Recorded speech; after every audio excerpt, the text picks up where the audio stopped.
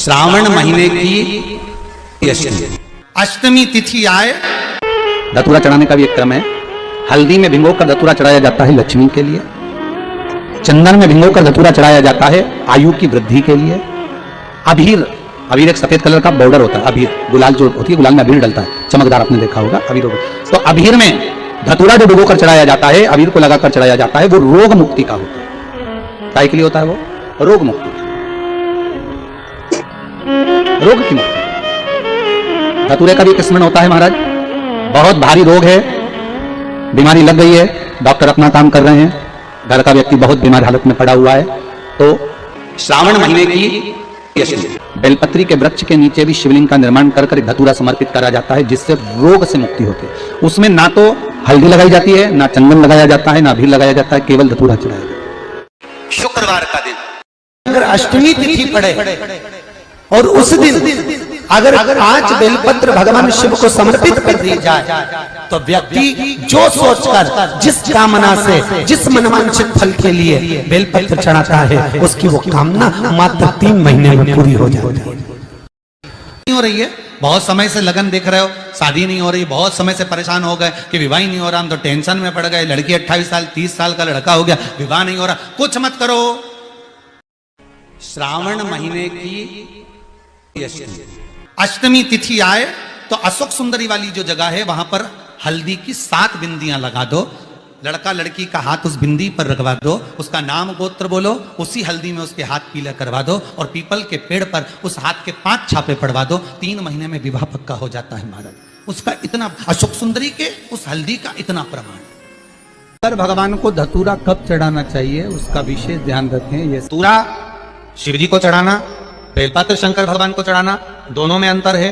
बेलपत्र आप प्रतिदिन भगवान शिव को चढ़ा सकती हो, बेलपत्र आप भगवान शंकर को रोज चढ़ा सकती हो, प्रतिदिन समर्पित कर सकती हो। पर धतूरा जो है, जिसमें कांटे कांटे रहते हैं, गोल सा रहता है, उस धतूरे को हम शिव जी को जब चढ़ाएं तो विशेष ध्यान रखें कि जैसे कोई विशेष फंक्शन हो, विशेष उत्सव, विशेष मनोरथ हो। आज तुम्हारे मन में कोई भाव उत्पन्न हो गया कि मेरे बाबा की कृपा हो जाए और मेरा ये कार्य, तो तुम्हारे मन में आया तो तुमने धतूरे को समर्पित करा। श्रावण महीने की दोनों अष्टमियों में से कोई भी अष्टमी, यह भी जरूरी नहीं है कि सोमवार की ही अष्टमी थी। श्रावण महीने की दोनों अष्टमियों में से कोई भी अष्टमी को बेर के पत्ते पर लाल चंदन, बेलपत्री के पत्ते पर पीला चंदन, शमी के पत्र पर केवल कोई चंदन लगाने की जरूरत नहीं, सादा, केवल एकदम कुछ भी उसमें लगाकर नहीं, सिंपल। महाराज, शमी के 5 पत्ते, बेलपत्री के 5 पत्ते, बेर के 5 पत्ते, क्या क्या चीज है जरा जम के बोलो। शमी के 5 पत्ते, बेर के 5 पत्ते और बेलपत्री के 5 पत्ते। महाराज, पहले लाल चंदन वाले पत्ते, फिर बेलपत्री के पत्ते, फिर शमी के पत्ते शिवलिंग के ऊपर समर्पित कर कर उसको उठाकर वापस लाकर बेलपत्री के पेड़ के नीचे ही 1 लोटा जल समर्पित कर कर पहले पत्ते चढ़ा देंगे, फिर लोटा भर जल समर्पित कर देंगे। उसी चढ़े हुए पत्तों में से 5 बेलपत्र को लेकर अपने घर जाए और अवधूतेश्वर महादेव, कौन से महादेव? अवधूतेश्वर महादेव। ये अवधूतेश्वर महादेव कौन से हैं? आपको कथा में कई बार वर्णन करा गया है। शंकर भगवान को क्रोध आया, ब्रह्मा जी ने क्रोध को लिया, समुद्र में डाला। उस रूप को क्रोध का एक रूप था, क्योंकि जो मदिरा पान करने वाले होते हैं, व्यसन करने वाले होते हैं, गलत काम करने वाले होते हैं, इनको सुधार कर जाओ। जितना तुम समझाओगे ये उतना बबूला होंगे। तुम बच्चों से कहोगे गलत लड़के के साथ रहना मत रहे, तो और ज्यादा क्रोध करेगा, और चिड़चिड़ करेगा, और अपशब्द कहेगा। तो ये क्रोध को संयमित कर दे। अवधूतेश्वर महादेव, अवधूतेश्वर महादेव का स्मरण कर 5 पत्तों को लेकर आइए। कुछ समय बाद जैसा जैसा समय की अनुकूलता मिले, आप किसी मदिरा का पान करने वाले या किसी व्यक्ति को वो पत्ते दोगे या प्रसाद के रूप में दो तो अच्छी बात है, नहीं तो उस पत्ते का थोड़ा थोड़ा भाग भी प्रतिदिन मात्र 21 दिन तक अगर थोड़ा थोड़ा भाग भी दे दिया जाए तो धीरे धीरे धीरे धीरे मदिरा पान व्यसन, गलत आदतें छूटना प्रारंभ हो जाती है और वो शंकर की शरणागति ग्रहण करता है। महाराज शिव अर्चना, ये तो अभी अभी लोगों की थोड़ी सी सोच गलत हो गई।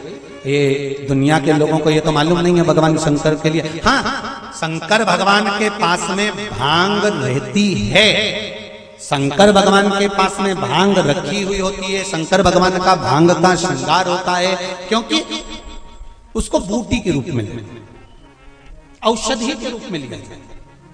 पर कोई कहे कि शंकर भगवान भांग का नशा करते हैं, तो ये संसार के लोगों को समझा देना कि शिव भांग का नशा, मेरा भोलेनाथ भांग का नशा नहीं।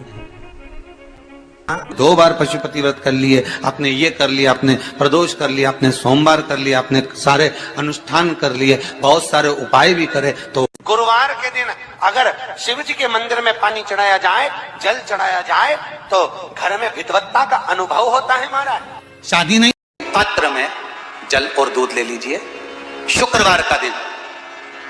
तो कहोगे गुरुजी ये कथा कहां से निकाल के लाए हो? तो विष्णु पुराण में से आप उसको स्मरण कर सकते हो। काय में से? विष्णु पुराण में से। एक पात्र में देसी गाय का दूध, जल उसमें रखकर, और आपके यहाँ अगर लड्डू गोपाल हो, यदि आपके घर में ठाकुर जी हो, लड्डू गोपाल हो, विष्णु जी का कोई स्वरूप हो, श्री हरि का कोई स्वरूप हो, तो उस पर शुक्रवार के दिन आप संध्या के समय पर दुर्वा डालकर, उस दुर्वा से अगर लक्ष्मी जी के नामों का 108 बार उच्चारण कर कर, घी का दिया लगाकर, कैसर के चावल साथ में रखकर, केवल उस जल का और दूध का मात्र छींटा देते हो, तो उसके घर में कभी लक्ष्मी की कमी नहीं आ सकती, संपदा बढ़ती चली जाती है। 108 बार लक्ष्मी के नाम का मात्र उच्चारण कर लेने पर, भगवान विष्णु के चरणारविंद पर, भगवान विष्णु के चरणों पर केवल उस दुर्वा का, जल का, दूध का सिंचन कर देने से भी लक्ष्मी की वृद्धि होती है। हर महीने आता। जब आपके हृदय में कभी कोई बात आ जाए कि बाबा आज मेरा मन ये कह रहा है और आपको सुनना है बाबा, आपको स्वीकारना है बाबा, आपको मेरे मन की बात जानना है बाबा, बस हाथ में चंदन लगाया, बेलपत्री का भाग इस तरह से पकड़कर शिव जी से अपने हृदय की बात कहकर, मेरे देवादिदेव महादेव से दिल से कहकर, अशोक सुंदरी वाली जो जगह होती है, आपको बताया है अशोक सुंदरी का जो स्थान होता है, ये शिवलिंग, यहाँ अशोक सुंदरी की जगह, इस बेलपत्र को अशोक सुंदरी वाली जगह पर, जहाँ शिवलिंग है, शिवलिंग की साइड पर पहले नंबर की पत्ती का मुख होना चाहिए, बस उसको रख दीजिए और उस पर थोड़ी देर हाथ रखकर अपने हृदय की बात मेरे महादेव को दिल से कहकर आ जाइए कि अष्टमी या अगला प्रदोष या अगली शिवरात्रि जब आती है, मेरा महादेव आपकी मनोकामना का भाव पूर्ण करता है। जी का मंदिर तुम जा रहे हो, शिव जी पे जल चढ़ाने के लिए जा रहे हो, तो निवेदन है, बीच में तुम्हारी मौसी, काकी, मामा, फूफा, सहेली, रिश्तेदार का, नातेदार, बेस्ट फ्रेंड किसी का भी घर पड़ जाए, शंकर के मंदिर जाते समय और शंकर के मंदिर से वापस घर आते समय किसी के दरवाजे पर मत रुको, सीधे अपने घर पर ही रुको। भगवान विष्णु ने जाते हुए शिव बाबा को देखा, शंकर भगवान से, भगवान नारायण ने कहा आप कुछ कहेंगे नहीं? भगवान शंकर कहते हैं नारायण चिंता मत करो, ये बद्रिकाश्रम में जो आएगा चने की दाल चढ़ा कर जाएगा, चने की दाल को मंदिर के पीछे बैठकर ओम नमः शिवाय बोलकर जो नारायण को समर्पित करेगा, उसके मनवांचित फल को मैं 3 महीने में पूरा कर दूंगा, उसके मन की कामना को मैं 3 माह में पूर्ण कर दूंगा। आज भी नियम है, चने की दाल को लेकर जाते हैं, बद्रिकाश्रम के मंदिर के पीछे बैठकर चने की दाल को लेकर ओम नमः शिवाय का जाप करते हैं, 7 बार ओम नमः शिवाय बोलकर चने की दाल वापस घूमकर भगवान विष्णु को समर्पित करी जाती है, तो 3 महीने में मनोकामना पूरी हो जाती है। उस चने की दाल का इतना श्रावण महीने में 5 स्थान ऐसे हैं जहां का दर्शन आपके जीवन को एक आनंद प्रदान करता है। पहला है बेलपत्र के वृक्ष के नीचे जाकर ऊपर की ओर मुख कर बेलपत्र का दर्शन करें, यह आपको जीवन में सुख प्रदान करेगा। दूसरा है शिवालय के नजदीक में पहुंचकर भगवान शंकर के शिखर का दर्शन करें। तीसरा है मंदिर के अंदर शिवालय में पहुंचकर नंदी का दर्शन करें। चौथा है भगवान शंकर के मंदिर में पहुंचकर जो जलाधारी लगी होती है, डमरू त्रिशूल रखा होता है, उसका दर्शन करना। और 5वां है मेरे देवादिदेव महादेव के शिवलिंग का दर्शन करना। यह हमारे जीवन को एक आनंद और सुख प्रदान करता है। श्री शिवाय नमस्ते। अगर कोई व्यक्ति मंदिर में बेलपत्र चढ़ा हुआ है और बेलपत्र उसने एकत्रित कर लिया मंदिर के अंदर ही, और मंदिर में बेलपत्र एकत्रित कर कर धागा लिया और उस कच्चे धागे में, उस कच्चे धागे के अंदर अगर उस बेलपत्र की डंडी को पीछे से उसने एक एक साधारण सी गांठ लगाकर उस बेलपत्र की माला को सिद्ध कर लिया, हल्की सी कच्चे सूत की गांठ लगाते लगाते मंदिर की चढ़ी हुई बेलपत्र को, शंकर पर चढ़ी हुई बेलपत्र को, शंकर की चढ़ी हुई बेलपत्र को ही उसने गांठ लगाकर जब माला सिद्ध कर ली और सिद्ध कर कर अगर वही माला भगवान शंकर को अर्पित कर देती है तो कहते हैं कि हमारा फिर पुनर्जन्म होता ही नहीं है, इस संसार सागर से हमारी मुक्ति हो ही जाती है, पुनर्जन्म से हम छूट जाते। विकलांग है, डॉक्टर ने कहा इस बच्चे का विकास नहीं हो रहा,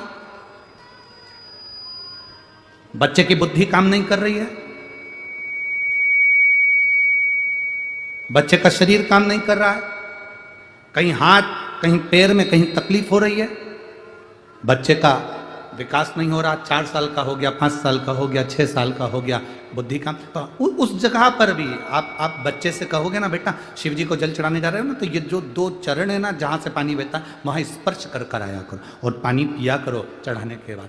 आप 15 दिन 20 दिन उस बच्चे से करवा कर देखो, कितना भी माइंड से हम यहाँ तक कहेंगे जिस बच्चे की कोई शरीर में विकास नहीं और बच्चा कहीं पड़ा रहता है, मुंह में से राल टपकती रहती है, उस बच्चे के लिए भी तो 2 से 3 महीने में वो बच्चा अपने आप धीरे धीरे शरीर का विकास होना प्रारंभ उपाय वाले वीडियो मेरे इस चैनल पे आपको मिलेंगे।